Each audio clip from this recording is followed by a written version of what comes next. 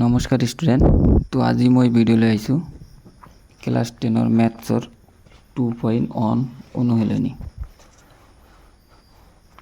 তোমালোকে ইয়াত চাব পাৰা অনুশীলনী 2.1 বহুপদ যিটো চেপ্টাৰ আছে, মানে দ্বিতীয় চেপ্টাৰ ক্লাছ 10ৰ গণিতৰ তৃতীয় চেপ্টাৰ বহুপদ যিটো চেপ্টাৰ আছে তাৰ 2.1 এক্সাৰচাইজ লৈ আহিছোঁ, মানে অনুশীলনী। তো এইটো মানে ইয়াত কি দিয়া আছে, আমাক ইয়াত দিয়া আছে যে কিছুমান বহুপদ pxৰ ক্ষেত্ৰত y = pxৰ লেখবৰ তলৰ চিত্ৰ 2.10 দিয়া আছে, মানে এই চিত্ৰকেইটা দিয়া আছে। ইয়াৰ পৰা আমাক কি কৰিব দিছে, প্ৰতিটো ক্ষেত্ৰতে pxৰ শূন্যৰ সংখ্যা উলিওৱা।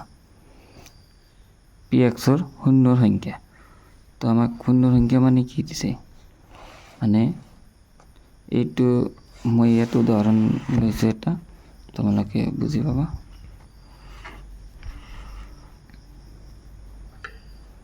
ইয়াত এটা উদাহৰণ লৈছোঁ, তোমালোকেতো গেৰাপৰ এইটোতো গমেই পোৱা। এটা কি হ'ব x, এইটো x ডেছ, এইটো y ডেছ আৰু এইটো হ'ব y। এইটো হ'ল x অক্ষ।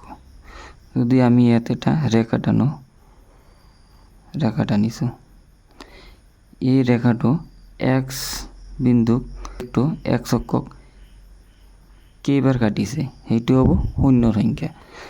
যেনেকুৱা এইটো এটা দুটা তিনিটা, মানে তিনিবাৰ কাটিছে। তো ইয়াত মানে ইয়াত তেনেহ'লে pxৰ শূন্য কেইটা হ'ব, তিনিটা। তো এনেকৈ ইয়াত আমাক দিয়া আছে কি,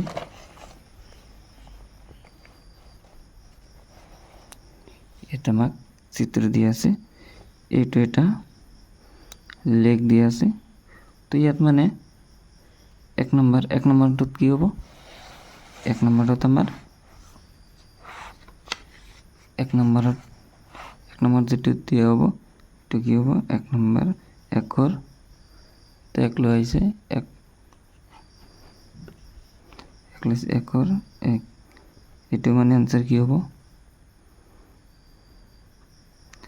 যিহেতু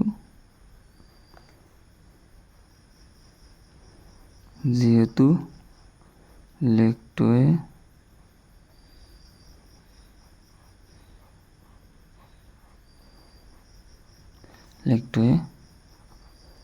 x অক্ষক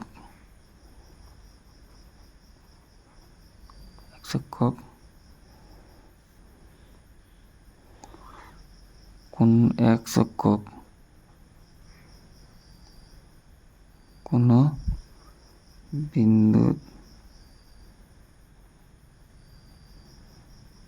বিন্দুত কটা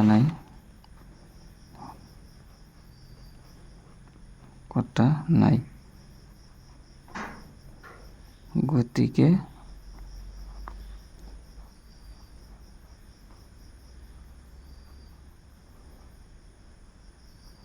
শূন্য সংখ্যা হ'ব, শূন্যৰ সংখ্যা ইকুৱেল কিমান হ'ব, যিহেতু মানে আমাক এক নম্বৰত কি দিছে, ইয়াত কি দিছে, এইটো দিছে। ইয়াত মানে এইটো x অক্ষক কটা নাই, তেনেহ'লে শূন্য সংখ্যা কিমান হ'ব, 0। বুজিছে? তো এনেকৈ লিখি ল'বা, লিখি মানে তেনেহ'লে 2 নম্বৰত কি হ'ব, 2 নম্বৰত হ'ব এইটো মানে x অক্ষক কেইবাৰ কাটিছে, এবাৰ। তেনেহ'লে 2 নম্বৰত হ'ব 0 সংখ্যা কিমান হ'ব, 2। ইয়াত কি হ'ব, শূন্যৰ সংখ্যা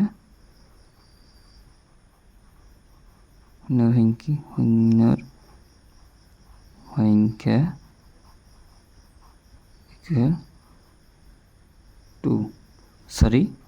1 হ'ব। মানে ইয়াত কি হৈছে, এইটো মানে x অক্ষক এবাৰ কাটিছে, তেনেহ'লে শূন্যৰ সংখ্যা 1 হ'ব। তো এইটো চোৱা, 3 নম্বৰত কি হ'ব, 1 2 3, 3 নম্বৰত 3বাৰ কাটিছে, তেনেহ'লে 3 নম্বৰৰ শূন্যৰ সংখ্যা কি হ'ব, 3 নম্বৰৰ শূন্যৰ সংখ্যা ইকুৱেল 3। এবাৰ চোৱা 4 নম্বৰত কি দি আছে। 4 নম্বৰত x অক্ষক কেইবাৰ কাটিছে, দুবাৰ কাটিছে। এইটো মানে আমাৰ সোঁফালে হওক বা বাওঁফালে হওক সেইটো কথা নাই, মানে x অক্ষক কেইবাৰ কাটিছে সেইটো এলিমেণ্ট। x অক্ষক দুবাৰ কাটিছে, তেনেহ'লে শূন্যৰ সংখ্যা হ'ব 4 নম্বৰত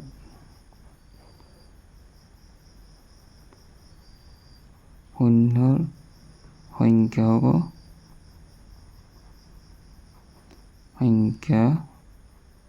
হ'ব ইকুৱেল কিমান 2। এবাৰ 5 নম্বৰটো চোৱা। 5 নম্বৰত কেইবাৰ কাটিছে। 5 নম্বৰত 1 2 3 4।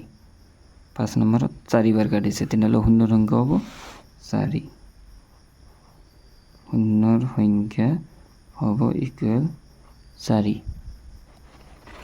আৰু তোমালোকে এইটো চোৱা, এইটো আছে 6 নম্বৰ। এইটো আছে কেইবাৰ কাটিছে 1 2 3। এইটো 3 বাৰ কাটিছে। এইটো যে ইয়াত এই বিন্দুত যে লাগিছে এইটো মানে তলত অহা নাই, সেইকাৰণে ইয়াত কেইটা হ'ব 1 2 3 বাৰ হ'ব। তেনেহ'লে 6 নম্বৰত শূন্যৰ সংখ্যা হ'ব ইকুৱেল 3। এইটো হ'ব আমাৰ 2.1 অনুশীলনী 2.1 এনচাৰ।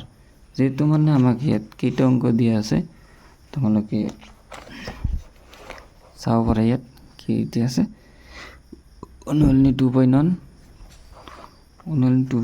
কিন্তু ইয়াত দিয়া আছে কেইটা, মাত্ৰ এটা অংক দিয়া আছে, 1 নম্বৰ অংক দিয়া আছে, বাকী দিয়া নাই।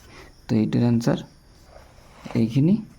তো যদি ভিডিঅ'টো ভাল লাগে তেনেহ'লে এটা লাইক কৰি দিবা, আৰু চেনেলত নতুন হ'লে ছাবস্ক্ৰাইব কৰি দিবা, কিয়নো মই তোমালোকৰ কাৰণে ক্লাছ 9 আৰু 10 আৰু বিশেষকৈ 2026 যিটো মেট্ৰিক পৰীক্ষা হ'ব তাৰ কাৰণে বহুত ইনফৰ্মেটিভ আৰু বহুত ইম্পৰ্টেণ্ট ভিডিঅ' লৈ আহিম। তো সেইকাৰণে তোমালোকে চেনেলটো ছাবস্ক্ৰাইব কৰি দিবা। তো আজিৰ কাৰণে এইখিনি, বাই বাই, টাটা।